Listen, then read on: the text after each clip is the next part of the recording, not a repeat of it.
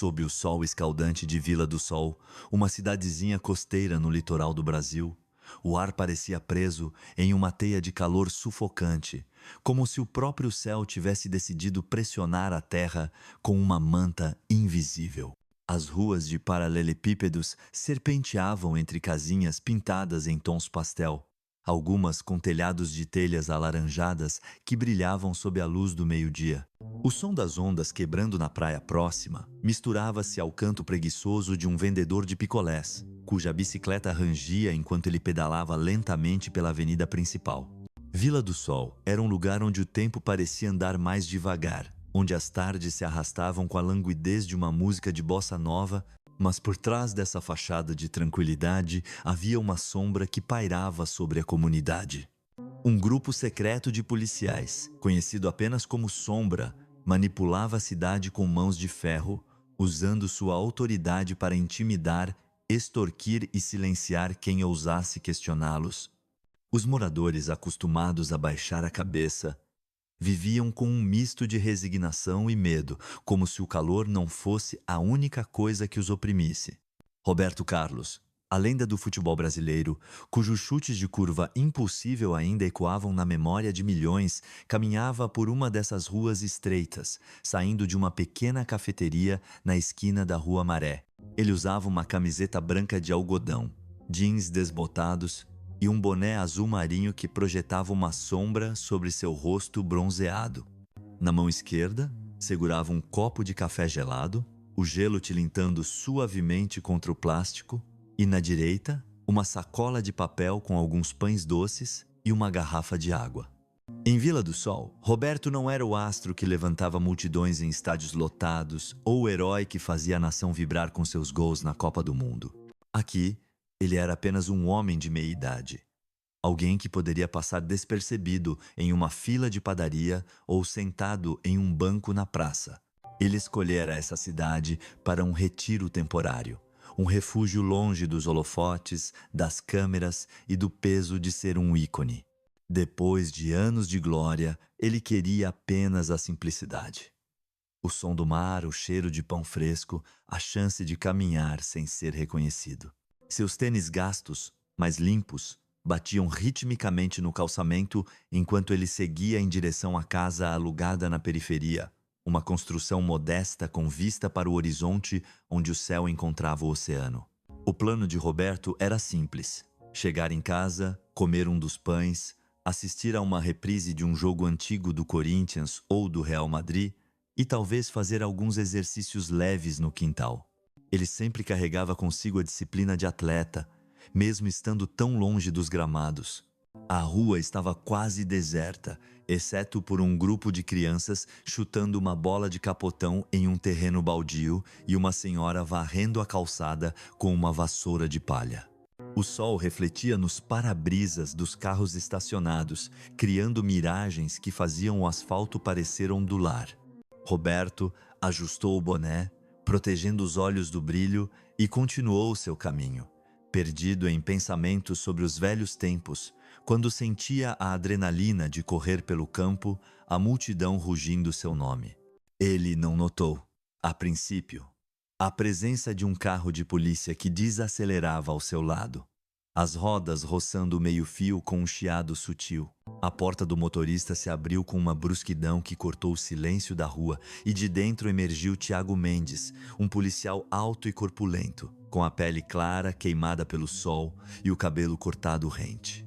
Seu uniforme estava impecável, mas havia algo em sua postura, ombros tensos, maxilar travado, que exalava hostilidade. Mendes era um dos pilares da Sombra. Um homem que usava a farda não como um símbolo de proteção, mas como uma licença para exercer poder sem limites. Mendes fixou os olhos em Roberto como um predador avaliando sua presa. "Ei, anda mais devagar, cara", disse ele, a voz carregada de desdém. Roberto, que não buscava confusão, olhou para ele brevemente e acenou com a cabeça, um gesto educado mas neutro. Ele deu um passo para o lado, tentando continuar seu caminho, mas Mendes se colocou à sua frente, bloqueando a passagem. "Qual é o seu problema?", perguntou o policial. O tom, agora mais agressivo, como se procurasse uma desculpa para escalar a situação. Roberto parou, inclinando ligeiramente a cabeça, os olhos semicerrados contra o sol. Nenhum problema, respondeu calmamente, a voz grave e firme, sem qualquer traço de provocação. Ele segurou o copo de café com mais força, o gelo ainda tilintando, e tentou desviar, mas, ao passar, seu ombro roçou levemente o de Mendes na calçada estreita. Foi um toque acidental, o tipo de coisa que acontece dezenas de vezes em uma rua movimentada, mas Mendes transformou o momento em um estopim. Cuidado, seu idiota!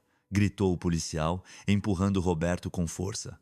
O copo de café escapou da mão de Roberto, caindo no chão com um estalo, o líquido escuro se espalhando pelo asfalto.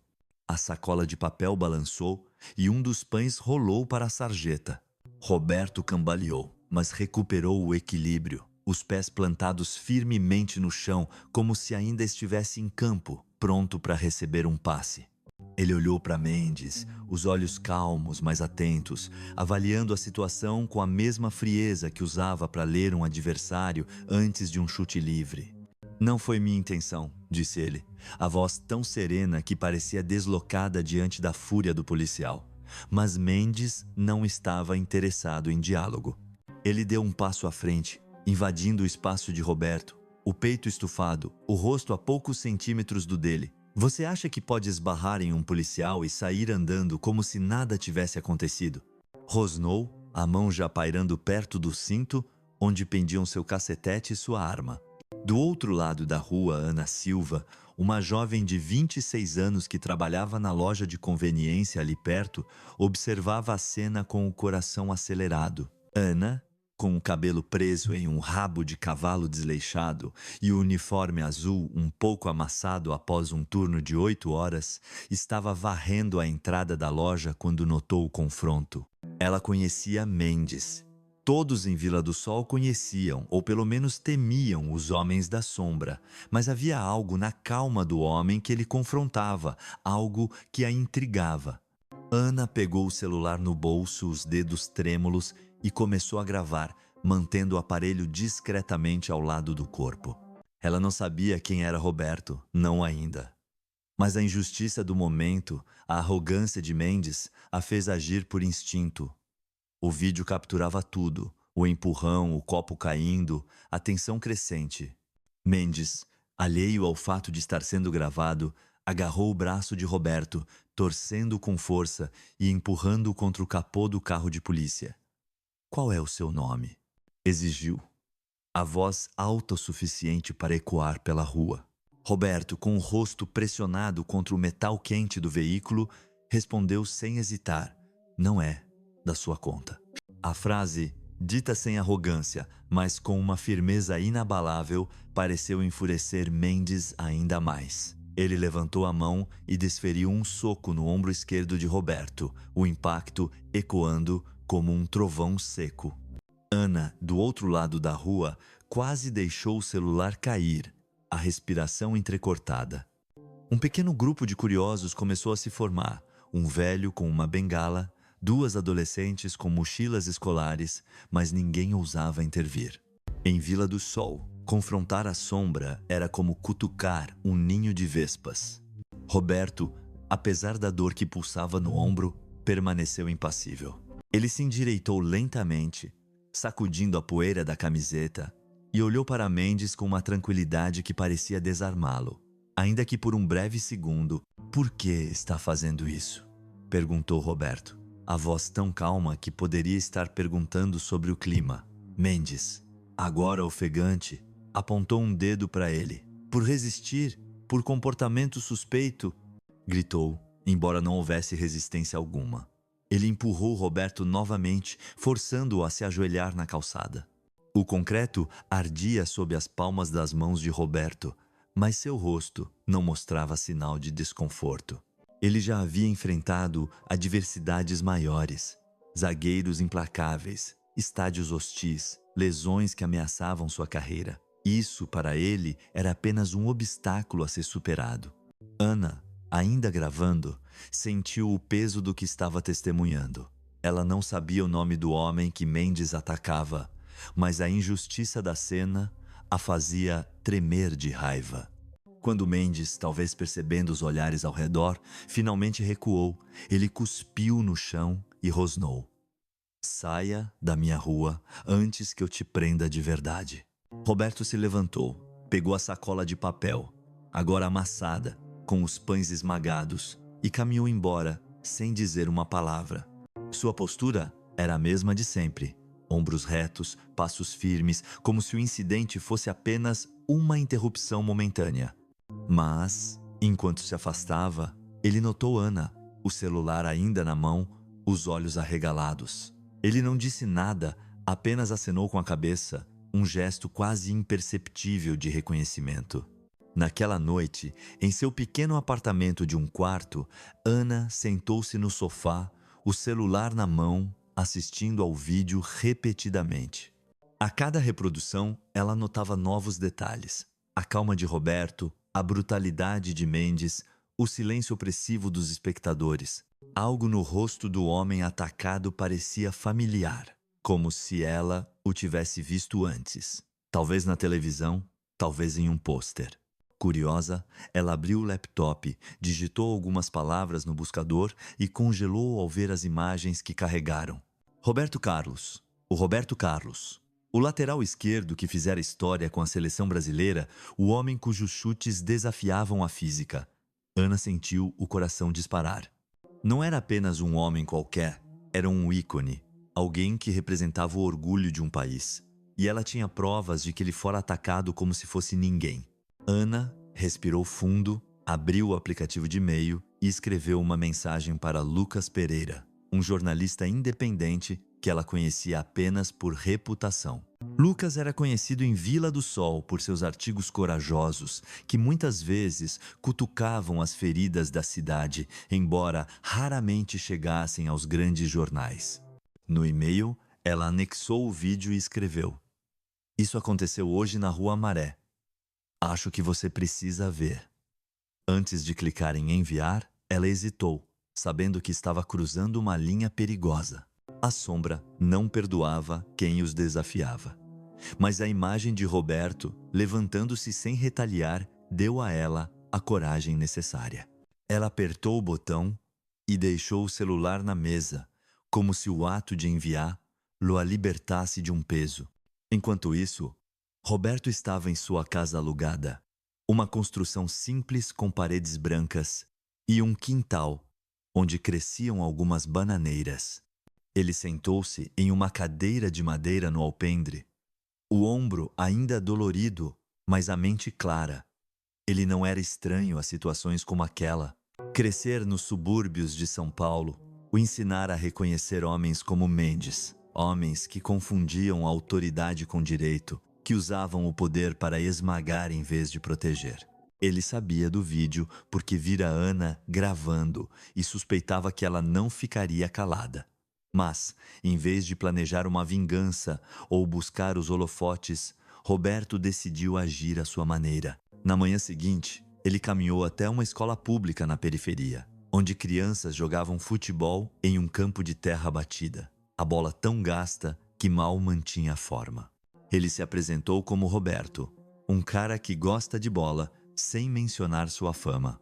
Conversou com os alunos, riu com eles e, quando perguntado sobre como lidar com provocações, disse: "Às vezes, o maior gol é não chutar, é esperar o momento certo, jogar com inteligência." As crianças, com os olhos brilhando, absorveram cada palavra. Lucas Pereira, enquanto isso, abriu o e-mail de Ana em seu escritório improvisado, uma sala apertada cheia de papéis amassados, xícaras de café vazias e um ventilador que zumbia inutilmente contra o calor. Ele clicou no vídeo e, em poucos segundos, inclinou-se para a tela, incrédulo. Ele pausou a gravação no momento em que Mendes acertava Roberto, voltou atrás e assistiu novamente. "É ele", murmurou, abrindo uma nova aba para confirmar. As imagens de Roberto Carlos, jovem, no auge, vestindo a camisa amarela da seleção, apareceram na tela. Lucas sentiu uma onda de adrenalina misturada com cautela. Isso não era apenas uma notícia. Era uma dinamite. Ele respondeu a Ana, marcando o encontro em um quiosque à beira-mar, longe de olhos curiosos. No quiosque, sob a sombra de um coqueiro, Lucas foi direto. Se publicarmos isso, a sombra vai atrás de você. Tem certeza? Ana, com olheiras de quem não dormira, segurava uma garrafa de água com as mãos trêmulas. Eu vi um homem ser atacado sem motivo, disse ela, a voz firme apesar do medo. Não posso fingir que não vi. Lucas a estudou por um momento. Ana não era uma ativista nem uma idealista sonhadora. Era uma trabalhadora comum, alguém que lutava para pagar as contas e ajudar a mãe doente. Mas havia uma determinação em seus olhos que ele respeitava. Tudo bem, disse ele. Mas precisamos fazer isso direito. Na mesma noite, Lucas publicou o vídeo em seu blog, acompanhado de um artigo curto, mas incisivo, intitulado Quem Protege Vila do Sol. Ele não mencionou a sombra diretamente, mas insinuou a existência de uma rede de corrupção na polícia local. O artigo explodiu nas redes sociais, com o hashtag Justiça para Roberto ganhando força. Em poucas horas, o vídeo foi compartilhado milhares de vezes. Os comentários variando entre indignação, como ousam tocar no Roberto Carlos, e ceticismo, isso é montagem, ele deve ter feito algo. Em Vila do Sol, as conversas nas padarias, nos bares e nas esquinas ganharam um novo tom. Pela primeira vez em anos, as pessoas começaram a falar abertamente sobre a sombra, sobre as vezes em que foram intimidadas, multadas sem motivo, ou pior. Mas a sombra não ficou de braços cruzados. Ana recebeu uma mensagem de texto de um número desconhecido. Apague o vídeo ou vai se arrepender. Ela sentiu um frio na espinha, mas guardou o celular em uma gaveta, como se isso pudesse afastar a ameaça. Lucas, por sua vez, notou um carro estranho estacionado perto de seu escritório, os vidros escuros refletindo as luzes da rua. Ele sabia que estava pisando em terreno perigoso, mas a história era grande demais para abandonar. Enquanto isso, Roberto, ciente do burburinho, manteve sua rotina. Ele não tinha redes sociais ativas, mas ouvia os rumores enquanto comprava frutas na feira. Um feirante, um homem de pele curtida pelo sol, perguntou baixinho: "É você no vídeo, né?" Roberto sorriu, sem confirmar nem negar, e pagou pelas mangas. A tensão em Vila do Sol crescia como uma tempestade se formando no horizonte. Pequenos protestos começaram a surgir, com moradores segurando cartazes improvisados. Basta de abuso e fora a sombra. As crianças na escola onde Roberto falara começaram a contar a história para os pais, transformando-o em uma espécie de herói local, mesmo que ele não quisesse esse papel. Enquanto isso, Mariana Costa, uma ex-policial que fora expulsa do departamento por questionar a sombra, decidiu entrar em ação. Mariana, uma mulher de cerca de 50 anos, com cabelos curtos grisalhos e uma cicatriz discreta na testa, deixou um envelope na porta da casa de Roberto. Dentro, havia documentos, relatórios internos, queixas arquivadas, nomes de vítimas da sombra, com o de Tiago Mendes aparecendo repetidamente. Mariana encontrou Roberto em uma praia deserta ao anoitecer, as ondas quebrando suavemente ao fundo. Mendes não é um lobo solitário, disse ela, a voz rouca de quem carregava anos de frustração. A sombra é um sistema. Eles protegem os seus e Mendes é um dos favoritos. Se quer pará-los, precisa entender como jogam. Ela entregou a Roberto uma pasta fina, os papéis amarelados pelo tempo, alguns com trechos censurados. Roberto folheou os documentos sob a luz fraca de um poste, os olhos percorrendo listas de incidentes que nunca chegaram aos tribunais. "Como você conseguiu isso?" perguntou, sem levantar o olhar. Mariana deu um sorriso amargo. "Quando te demitem por fazer perguntas erradas, você aprende a guardar cópias." Roberto segurou a pasta com firmeza, sentindo o peso do que estava em suas mãos. Ele não buscava ser um justiceiro, mas também não era de fugir de uma luta. Ele pensou nas crianças da escola, nos olhares de Ana enquanto gravava, na resignação que vira nos olhos de tantos moradores de Vila do Sol. "O que precisamos fazer?" perguntou. Mariana inclinou a cabeça, avaliando-o. "Precisamos de mais. Alguém de dentro, alguém que fale, mas, por enquanto, você precisa decidir se está nessa. Roberto olhou para o mar, as ondas escuras refletindo as estrelas. Ele não respondeu imediatamente, mas Mariana sabia que ele já havia tomado uma decisão. Enquanto isso, Ana, em seu apartamento, recebia outra mensagem. Você não sabe com quem está mexendo. Ela fechou as cortinas, o coração disparado, mas a imagem de Roberto, levantando-se sem revidar, continuava a ecoar em sua mente. Lucas, em seu escritório, trabalhava até tarde, enviando o vídeo para contatos confiáveis.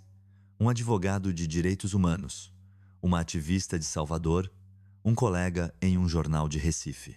A resposta foi imediata. Isso é enorme. Mas tenha cuidado. Em Vila do Sol, as ruas, antes adormecidas pela rotina, começavam a vibrar com uma energia nova. Pequenos grupos se reuniam nas praças, sussurrando sobre justiça, sobre mudança. O vídeo de Roberto Carlos, o chute que ele não deu, havia acendido uma chama, e essa chama estava prestes a se transformar em um incêndio que nem a sombra poderia apagar. Vila do Sol já não era mais a mesma. As ruas, antes embaladas apenas pelo som das ondas e pelo canto dos vendedores ambulantes, agora ecoavam com um burburinho de vozes indignadas, o ronco de vans de emissoras de TV e o farfalhar de cartazes improvisados balançando ao vento. O vídeo de Tiago Mendes, o policial da temida sombra, atacando Roberto Carlos, o ícone do futebol brasileiro, havia se espalhado como fogo em mato seco, ultrapassando as fronteiras da pequena cidade costeira e chegando às manchetes nacionais.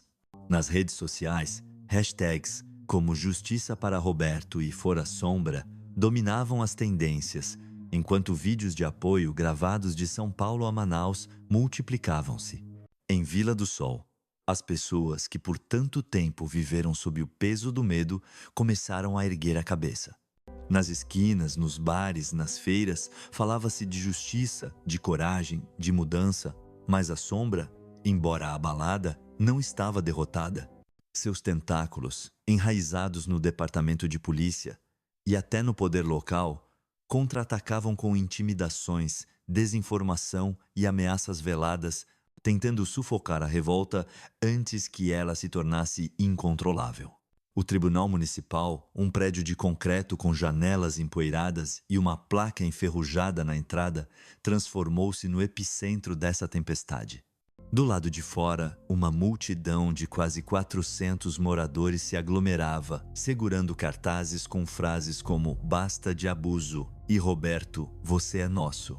Ativistas com megafones entoavam cânticos, enquanto repórteres de canais nacionais, com microfones e câmeras, disputavam espaço nas escadarias. O sol brilhava forte, refletindo nas lentes das câmeras e no asfalto quente, criando uma atmosfera de tensão quase palpável. Dentro do tribunal, a sala de audiências era um contraste de ordem aparente e nervosismo contido. As paredes de madeira desbotada e os bancos duros alinhados davam um ar de solenidade, mas o ar estava pesado, carregado de expectativa. Roberto Carlos entrou com passos firmes, vestindo uma camisa social cinza clara, calça preta e sem o boné que costumava usar. Seu rosto, agora exposto, carregava a mesma expressão de determinação que exibia nos gramados quando se preparava para cobrar uma falta decisiva. Ele tomou assento na primeira fila, as mãos repousando nos joelhos, os olhos fixos no estrado onde a juíza logo apareceria. Ana Silva, sentada algumas filas atrás, ajustava nervosamente a blusa azul marinho que comprara para a ocasião. Seu coração batia tão forte que ela temia que os outros pudessem ouvir.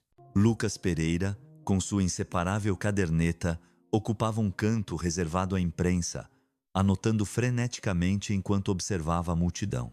Mariana Costa, a ex-policial que fornecera os primeiros documentos contra a sombra, não estava presente, mas enviara a Lucas uma nova leva de provas, uma gravação em áudio de uma reunião interna do departamento, onde um superior mencionava limpar a bagunça do Mendes. Na mesa da defesa, Tiago Mendes parecia uma sombra de si mesmo. O uniforme impecável fora substituído por um terno cinza mal ajustado, e seu rosto, antes marcado pela arrogância, agora exibia olheiras profundas e uma palidez doentia. Ele evitava olhar para Roberto, para Ana ou para a multidão, os olhos fixos no chão, como se quisesse desaparecer. A juíza, uma mulher de pele morena e cabelos grisalhos presos em um coque apertado, entrou na sala com uma presença que silenciou os murmúrios. Dona Clara, como era conhecida, tinha fama de ser rígida, mas justa, uma figura que não tolerava desrespeito ou manipulações. Ela bateu o martelo e deu início ao procedimento. O promotor, um homem magro de óculos redondos, apresentou o caso com precisão cirúrgica. Tiago Mendes, um policial com um histórico de denúncias arquivadas, atacou sem provocação um cidadão respeitado, Roberto Carlos, em plena luz do dia. O ato capturado em vídeo é apenas a ponta de um iceberg de corrupção e abuso de poder perpetuado por uma rede conhecida como Sombra. Ele exibiu o vídeo em uma tela montada na sala. O som do soco de Mendes no ombro de Roberto ecoou, seguido pelo barulho do copo de café caindo no asfalto. A sala ficou em silêncio, alguns espectadores fechando os olhos, outros incapazes de desviar o olhar. A defesa, liderada por um advogado jovem e agressivo chamado Rafael Souza, contra-atacou com veemência. Ele argumentou que o vídeo carecia de contexto, que Roberto, por sua estatura e fama, poderia ter sido percebido como uma ameaça e que Mendes agira dentro do protocolo ao lidar com um indivíduo suspeito que se recusara a se identificar. Os murmúrios na sala foram abafados por um golpe seco do martelo de Dona Clara. "Ordem!", exclamou ela, os olhos varrendo a multidão como um farol. Roberto foi o primeiro a subir ao banco das testemunhas. O promotor começou com perguntas diretas: seu nome, sua razão para estar em Vila do Sol, os detalhes do incidente. Roberto respondeu com economia de palavras, a voz grave e pausada. "Eu estava caminhando para casa com um café e alguns pães. Não fiz nada para provocar o policial." Quando o vídeo foi reproduzido novamente, ele manteve os olhos no chão, como se reviver o momento fosse desnecessário. O promotor se voltou para ele. "Senhor Carlos, por que não reagiu ao ataque? O senhor é um atleta, poderia ter se defendido." Roberto ergueu o olhar encarando o júri, um grupo de moradores locais, de donas de casa a pescadores. "Eu sei o que posso fazer", disse ele. "Mas sei também que revidar ali não ajudaria ninguém. Quis dar uma chance ao sistema." O promotor assentiu. E o sistema funcionou naquele momento. Roberto fez uma pausa, o olhar passando brevemente por Mendes. "Naquele momento, não. Mas agora estamos aqui." A sala murmurou e Dona Clara bateu o martelo novamente. O advogado da defesa tentou desestabilizá-lo. "Senhor Carlos, o senhor é uma figura imponente, um ídolo nacional. Não é possível que o oficial Mendes se sentisse ameaçado pela sua presença?" Roberto inclinou a cabeça, um leve sorriso nos lábios. Se um homem com um copo de café na mão é uma ameaça, então talvez ele não devesse carregar um distintivo. A resposta arrancou risadas contidas do público e até um dos jurados esboçou um sorriso. Souza, visivelmente frustrado, mudou de tática. O senhor não se identificou. "Não acha que isso escalou a situação?" Roberto respondeu sem pestanejar. "Não fiz nada errado. Ele escolheu a violência. Eu escolhi a paz." Não havia mais perguntas. Roberto desceu do banco, o eco de seus passos ressoando na sala silenciosa. Ana foi a próxima. Subir ao banco das testemunhas foi como atravessar um campo minado. Ela sentia os olhos de todos, do júri, de Mendes, dos repórteres, como agulhas na pele. O promotor a guiou com perguntas gentis, pedindo que contasse como gravou o vídeo e por que decidiu torná-lo público. Ana respirou fundo, a voz tremendo no início, mas ganhando força. "Eu vi um homem sendo atacado sem motivo. Não sabia quem ele era, mas sabia que era errado. E vi o policial agindo como se fosse intocável." Ela fez uma pausa, os olhos marejados. Gravei porque alguém precisava fazer algo. O promotor perguntou sobre as ameaças que ela recebeu. Ana ergueu o queixo, a coragem superando o medo. Me mandaram mensagens, seguiram meu carro, disseram para eu ficar quieta, mas não fiquei. Porque se todos nos calarmos, nada muda. O júri a observava com atenção.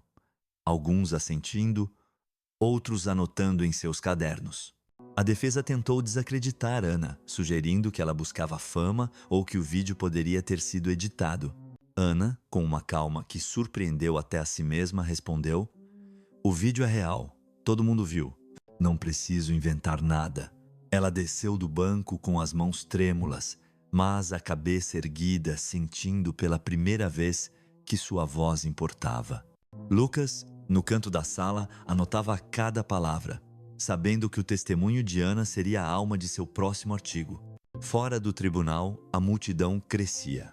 Ativistas organizavam cânticos e um grupo de jovens pintava um mural na praça central, retratando Roberto com uma bola de futebol e a palavra justiça em letras vermelhas. Nas redes sociais, o julgamento dominava as conversas, com mensagens de apoio chegando do Brasil e até de torcedores do Real Madrid na Europa. Mas havia resistência.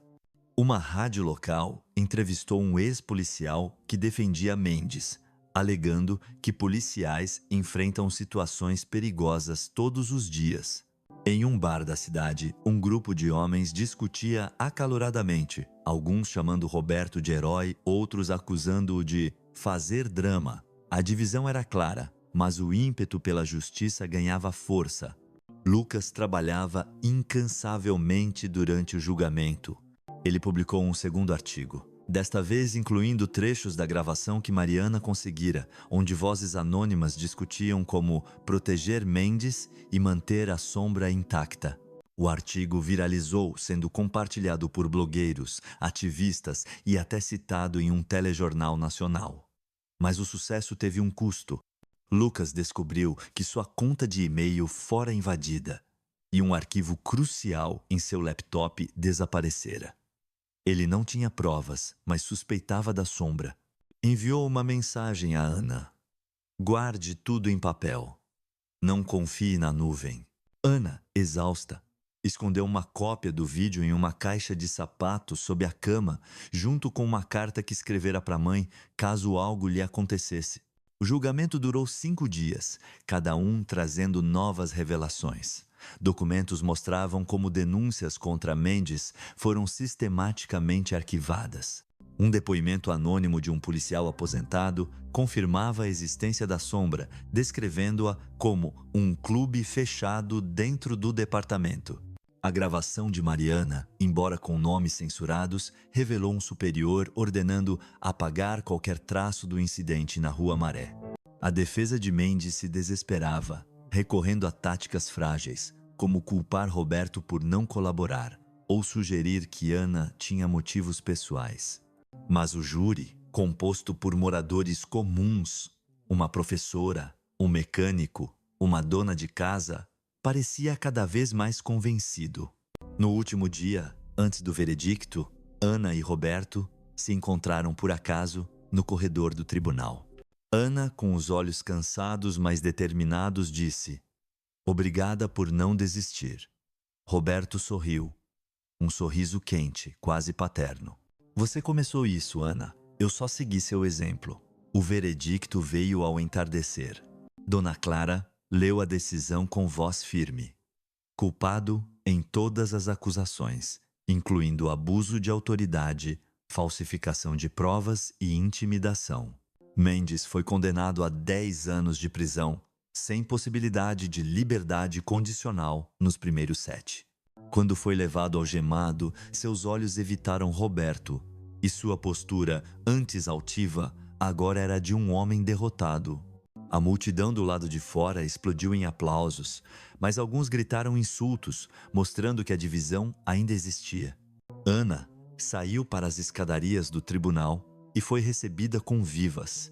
Lucas capturou o momento com sua câmera, sabendo que aquela imagem, Ana, uma mulher comum, de pé com lágrimas nos olhos, ficaria gravada na história de Vila do Sol.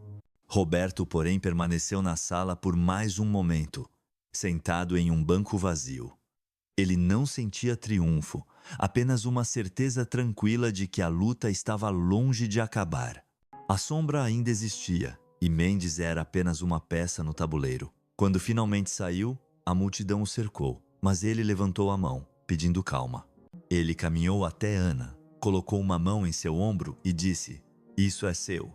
Ana sorriu, as lágrimas escorrendo, e pela primeira vez sentiu que havia feito algo maior que ela mesma. O sol se punha, pintando o céu de laranja e roxo, e Vila do Sol parecia vibrar com uma nova energia. Nos dias que se seguiram, Roberto anunciou a criação de uma academia de futebol gratuita para crianças, instalada em um terreno cedido pela prefeitura sob pressão pública. Não era apenas sobre ensinar a chutar uma bola. Era sobre disciplina, respeito e, acima de tudo, a capacidade de escolher quando lutar. Na primeira aula, com dezenas de crianças de olhos brilhando, Roberto disse: "O futebol é como a vida. Às vezes o passe mais importante é o que você não dá.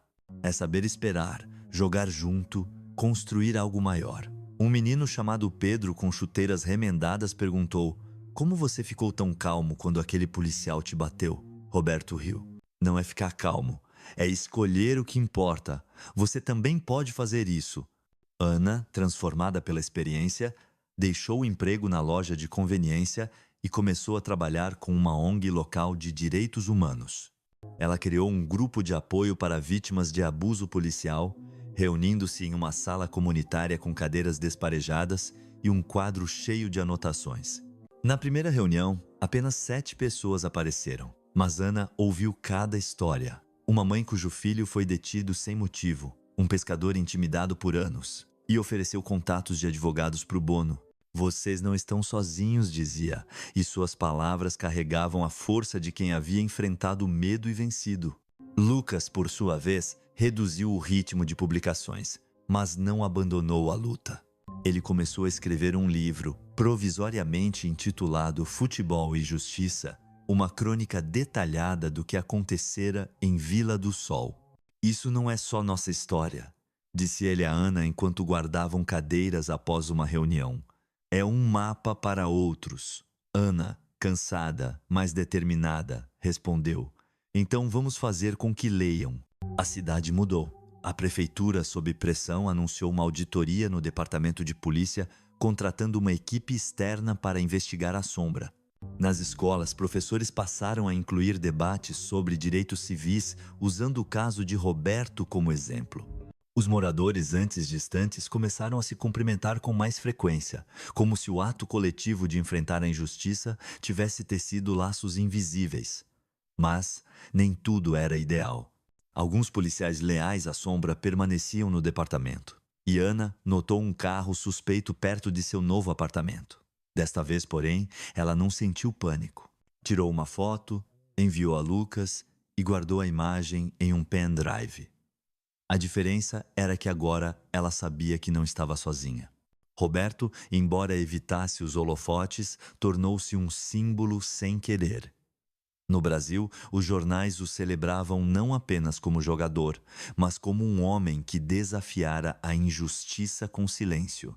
Em Vila do Sol, as crianças desenhavam sua imagem em cadernos, e os adultos o cumprimentavam com respeito na feira.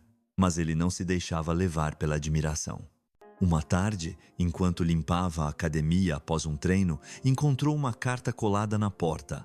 "Obrigado por nos lembrar que valemos a pena." Ele guardou o papel no bolso, sem dizer nada, mas o levou consigo como um lembrete. A história terminou com Vila do Sol sob um novo amanhecer.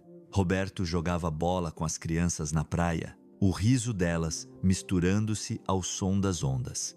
Ana falava em uma conferência regional, sua voz clara, pedindo que ninguém se calasse diante da injustiça. Lucas terminava o rascunho de seu livro escrevendo: "O poder não está no chute mais forte, mas na escolha de quando chutar." A sombra ainda rondava, mas Vila do Sol plantara sementes de mudança, provando que a justiça vem da união, da paciência e da coragem de agir.